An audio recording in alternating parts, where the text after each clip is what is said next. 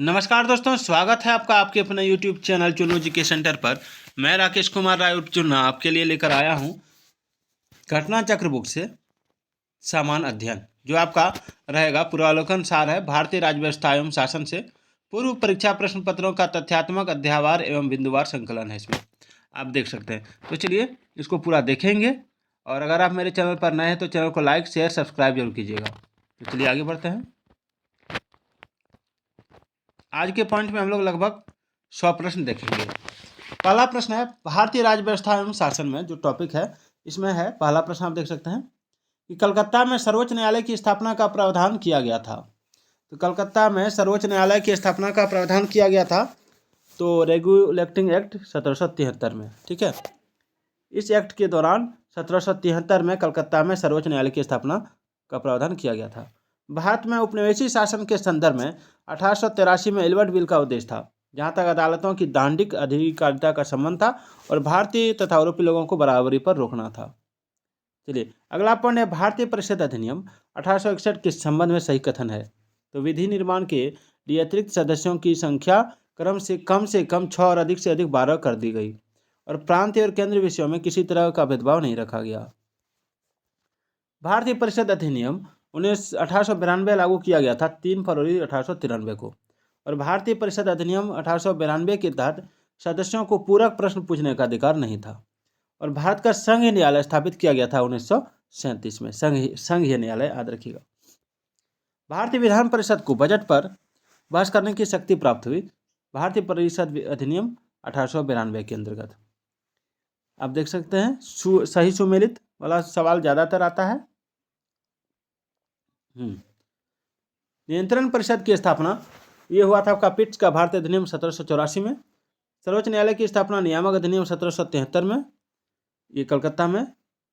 और इंग्लिश मिशनरियों को भारत वाटर अधिनियम 1813 में, चार्टर अधिनियम, वाटर नहीं चार्टर में कार्य करने की अनुमति मिला था इंग्लिश मिशनरियों को।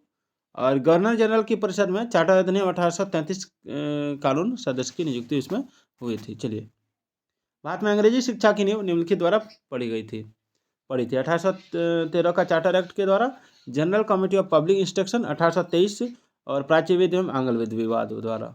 चलिए आगे बढ़ते हैं। 1919 के भारत शासन अधिनियम की प्रमुख विशेषताएं क्या है? तो प्रांतों की कार्यकारिणी सरकार में द्वैत शासन की व्यवस्था और केंद्र द्वारा प्रांतों की विधायनी शक्ति का हस्तांतरण। और ब्रिटिश संसद ने चाय और चीन के साथ व्यापार को छोड़कर ईस्ट इंडिया कंपनी के भारत के साथ व्यापारिक एकाधिकार को समाप्त कर दिया था।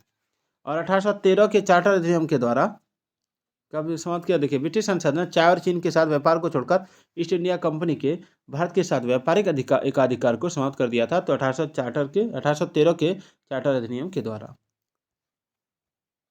चलिए चमड़ी का मुंह थोड़ा लड़खड़ा जाते हैं।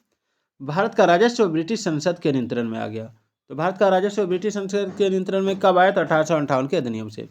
और ब्रिटिश भारत में सांप्रदायिक प्रतिनिधित्व की व्यवस्था सर्वप्रथम की गई तो 1909 के अधिनियम यानी पार्लियामेंटरी सुधार से।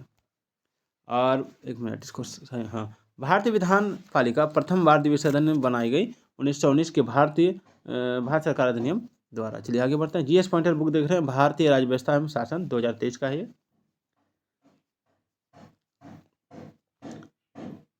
भारतीय सिविल सेवा के संदर्भ में सही कथन है। तो भारत सरकार अधिनियम 1919 में भारतीय सिविल सेवा के लिए एक अलग परीक्षा का प्रावधान किया गया जो भारत में होनी थी। और भारतीय सिविल सेवा में 1941 में भारतीयों का प्रतिशत यूरोपवासियों से अधिक था। ब्रिटिश भारत में प्रांतीय स्वायत्तता शुरू की तो भारत सरकार अधिनियम 1919 ने। भारत सरकार अधिनियम 1919 में प्रांतीय सरकार के कार्य आरक्षित यानी रिजर्व और अंतरित यानी ट्रांसफर्ड विषयों के अंतर्गत बांटे गए थे। न्याय प्रशासन, स्थानीय स्वशासन, भू राजस्व एवं पुलिस में से आरक्षित थे। न्याय प्रशासन, भू राजस्व एवं पुलिस। निम्नलिखित अधिनियम द्वारा 120 सदस्यों वाले चैम्बर ऑफ प्रिंसेस की व्यवस्था की गई थी तो 1919 का अधिनियम। निम्नलिखित कथनों पर विचार कीजिए। 1919 के मॉन्टेग्यू चम्सफोर्ड सुधारों में 21 वर्ष से अधिक आयु की सभी महिलाओं के लिए मताधिकार की संस्तुति की गई। और 1935 के गवर्नमेंट ऑफ इंडिया एक्ट में विधानमंडल में महिलाओं के लिए आरक्षित स्थानों का प्रावधान किया गया। तो उपयुक्त में से सही कथन है केवल 2, यानी ये कथन सही है।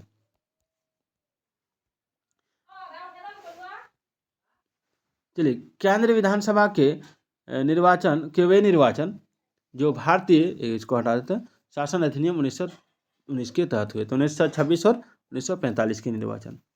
भारत शासन अधिनियम 1919 के अंतर्गत भारतीय विधायिका का अंतिम निर्वाचन आयोजित किया गया था 1945 में।